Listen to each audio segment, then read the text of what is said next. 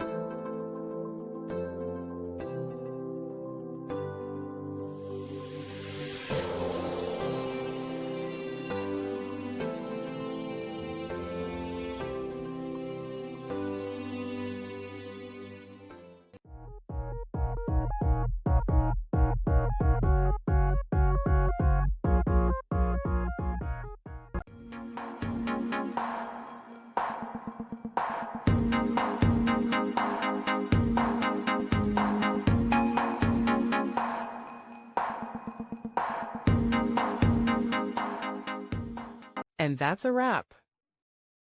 I hope you found the answer you were looking for. If you did, take a second to hit that subscribe button. It really helps out. And let me know in the comments which solution worked best for you. See you next time in the debug zone.